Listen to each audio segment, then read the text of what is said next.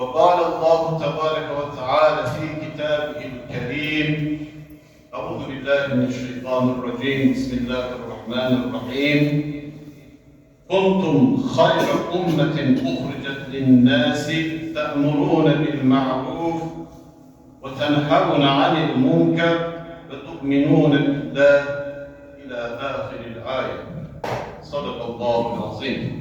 Muhterem, aziz, izzetli müminler.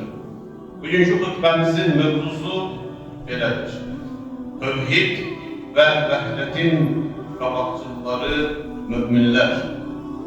Muhterem müminler, okuduğum ayet-i kerimede Yüce Allah Ali İmran suresinin 110. ayetinde belə beyan edir: Siz insanlar için yaratılmış en yaxşı ümmetsiniz. Yaxşılığı emredip pis emellerden çekindirirsiniz ve Allah'a iman getirirsiniz. Bir gün Peygamberimiz sallallahu aleyhi ve sellem sahabeleriyle bir kabristanlığı ziyaret etti. Orada defn olanlara Allah'ın selamı olsun size ey müminler diyarının sakinleri. İnşallah bir gün sizinle görüşeceğiz, size kavuşacağız diye salam verdi. Sonra sözlerine benden sonraki kardeşlerimi görmeyi çok arzu ettim diyerek devam etti. Bu sözleri işiten sahabeler, Allah onlardan razı olsun, dediler ki biz senin kardeşlerin değilik mi ya Resulallah? Allah'ın Resulü sallallahu aleyhi ve sellem böyle cevap verdi: Siz benim yoldaşlarımsınız, sahabelerimsiniz.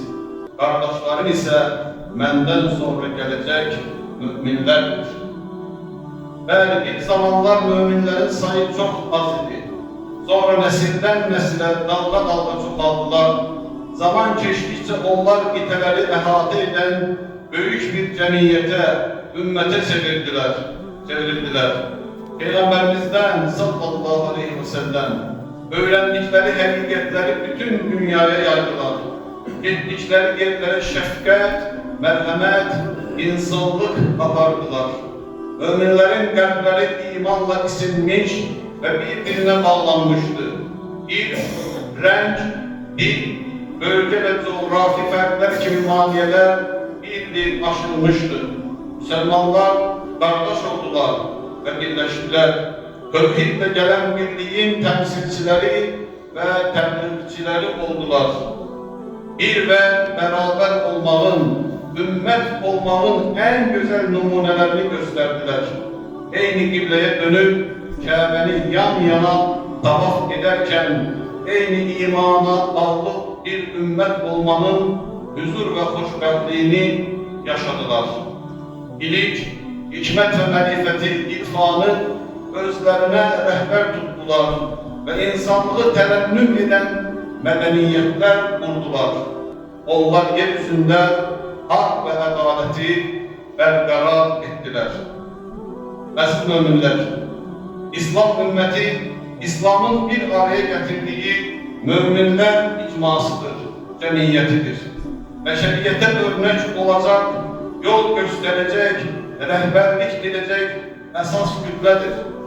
Bu, bütün beşeriyet için yaratılmış bir cemiyettir. Bu bakımdan yeryüzünde hak ve adaleti berqarar etmek vazifesi vardır.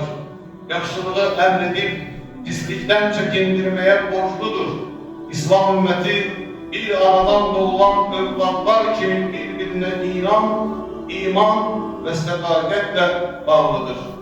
Kur'an-ı Kerim'in ve Peygamberimizin sallallahu aleyhi ve sellem rehberliği altında âli değerleri yaşayan ve yaşanan bir toplumdur, cemiyettir. Her tür ifratçılıktan uzak, mütedil bir ümmettir. İzzetli müminler, ne vakti müminler, müqəddəs İslam'ın ilk çağrışı olan erin, hikmet ve irfan yolundan uzaklaştılar, cehalet bataklığında ilişip kaldılar.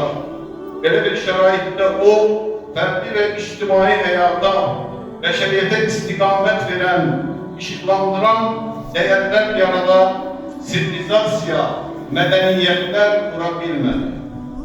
Bilikte, fikirde, düşüncede, tehsilde, medeniyette ve senette durgunluk yaşadı, dünyaya söz sahibi olabilmedi.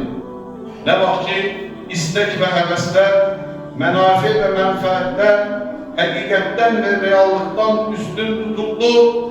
O zaman ihlas ve samimiyet elden gitti. Dinin mahiyetinden uzaklaşıldı, ikiyüzlülük ve riya ön plana çıkarıldı. Ne var ki İslam dünyası işlemeyi, çalışmalı, cehd etmeyi ve icat etmeyi, istihsal etmeyi terk etti. Müslümanlar kasıtçılık ve yoksulluk kurullarına düştüler. Bu sefer İslam topraklarının servetleri istismar olmaya başladı. Böyle oldukta Müslümanlar başkalarının istihsal ettiklerini istihlak etmeye mecbur oldular. Ne var ki Müslümanlar tefrike, ayrılık ve ihtilaflara düçar oldular. Coğrafyamız, İslam dünyası tehlikesizlik, itibar, ellemanlık ve sülh karakterini, hususiyetini yitirmeye başladı. Yüzümüz zayıfladı, pisliklerin, pis emellerin, günahların karşısını alabilmedik.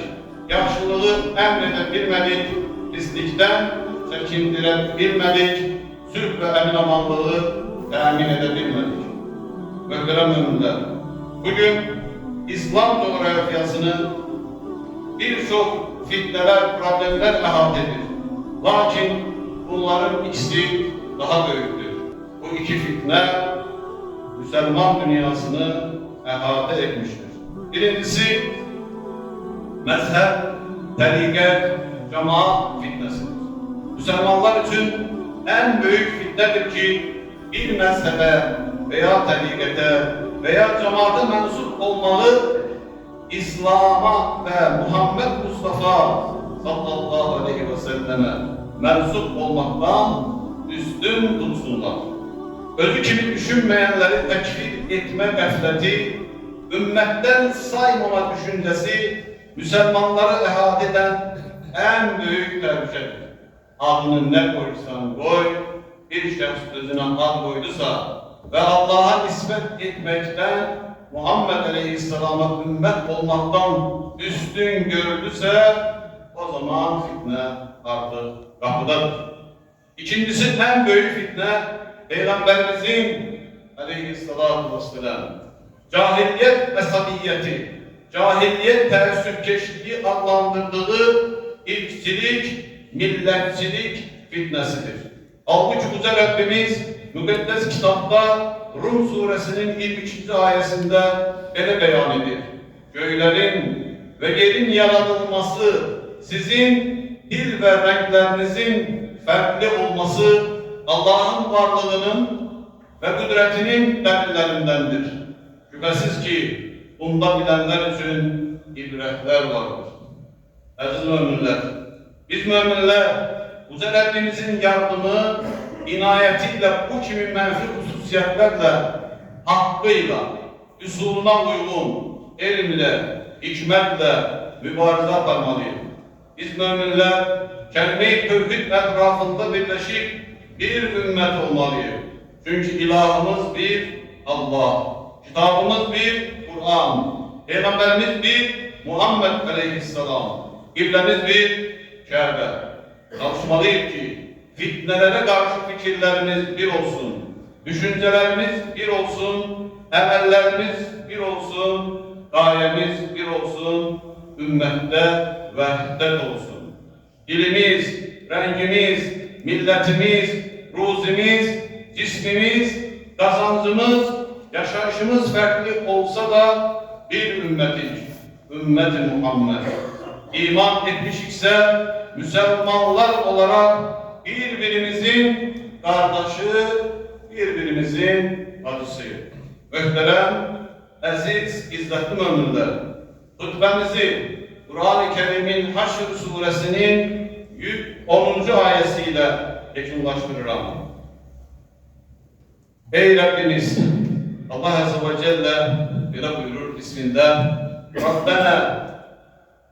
Rabbena gfir lana ve li ihvanina allezine sabakuna bil iman ve la tec'al fi kulubina gillen lezine amenu Rabbena inneke raufur rahim.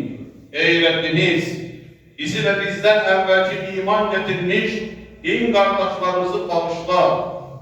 Bizim kalplerimize iman getirenlere karşı kine ve hasede yer verme. Ey Rabbimiz, sen hakikaten şefkatlisin, merhametlisin.